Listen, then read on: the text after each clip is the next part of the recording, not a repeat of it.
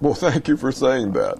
And when I posed the question and answer period, I think only one person raised his hand, so I thought that my talk kind of went over like a lead balloon. So thank you, Carl. I think they were in awe, you know, and a little bit intimidated because you're a Superior Court judge. But it was very fitting that you came and talked to the cadets, being that they honored you, Colonel Talcott, UCLA Army, ROTC, in the Veterans Day game. Of course, UCLA beat Talcott's alma mater. Alma mater. But I noticed on the big screen, you know, during halftime, you know, they had you up there, and I believe it was the mayor of the city of Pasadena, and there was a brigadier general there. Right. And you were honored as Veteran of the Year. How did you feel about this? I was honored. It was very flattering. It was kind of neat to have free tickets on the 50-yard line. They made me buy my own hot dogs, but I forgive them for that. And UCLA won. That was a good thing. In all seriousness, again, I was honored. You know, veterans are kind of a special breed of animal. I said before, going into combat is something that has to be experienced. So to be honored as Veteran of the Year meant a lot to me. But I also felt that I was there in a representative capacity for all the other veterans that went and didn't get any recognition. And again, I'm pleased and honored to have been selected. In closing, could you share a little bit about the genesis of the Japanese-American Vietnam Memorial? Oh, I guess about... I was in Washington in 1982 when they put up the Vietnam Veterans Memorial. I was there for the dedication. It was very touching. And it was touching because that was really the first time that the Vietnam veterans ever got together. There was something positive. There wasn't people yelling or booing at us, but veterans getting together and saying, hey, you know, welcome home, brother. Well, I thought that was pretty neat.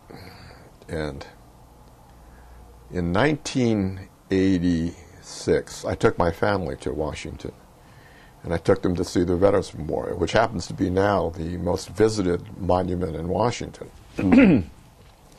And my son was 8 years old at the time.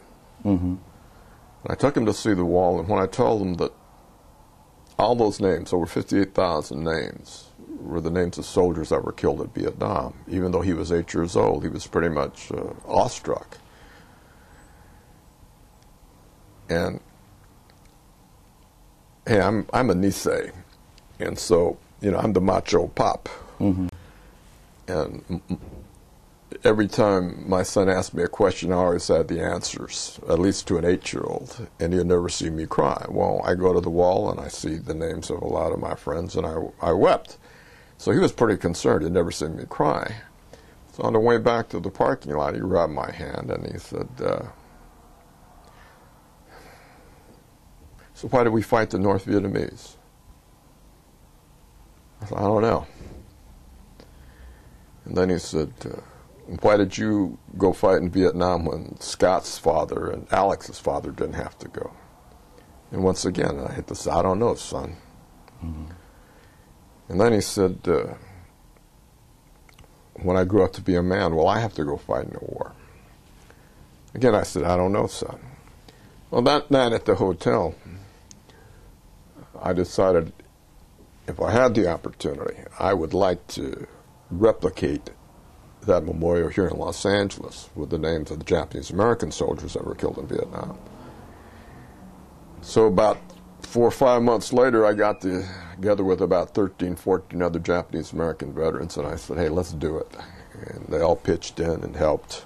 It took a long time, but in June of 1988, we had a fundraising dinner at the Bonaventure Hotel in Los Angeles, and we were just overwhelmed with the support. Almost 1,000 people showed up, paid $100 a slug.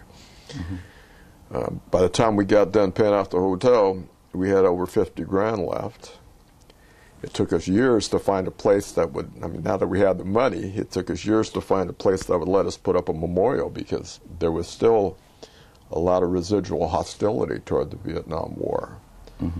But we put it up in November at Veterans Day. It was dedicated to Veterans Day, 1995.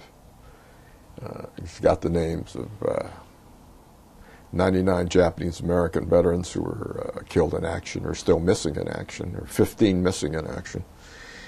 And I'm pleased to say that we were the first to put that memorial up. And 2 years after we did, the Japanese American Korean War veterans followed suit, and they put up their memorial honoring their war dead. And 3 years after that, the World War II Japanese American veterans put up their memorial honoring their war dead. They now call it the Court of Honor.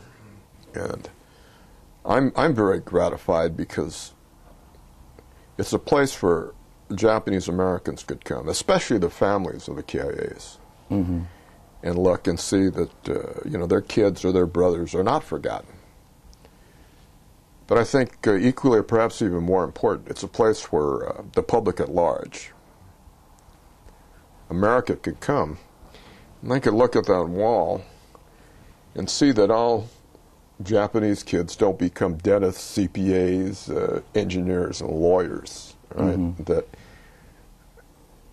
Japanese Americans served their country in every war, and that we're a part of the mainstream of this country. If they don't believe me, they can go to the Court of Honor and take a look at nearly 1,000 names, and I think that bears out my position. Thank you very much. Oh, you're quite welcome. Judge Okamoto. And again, I apologize for not taking you guys out to lunch. Oh, that's fine. In fact, I got to leave you right now, because I got to go back on the bench. Thank you very much. Thank you very much. Shannon, it was nice meeting you.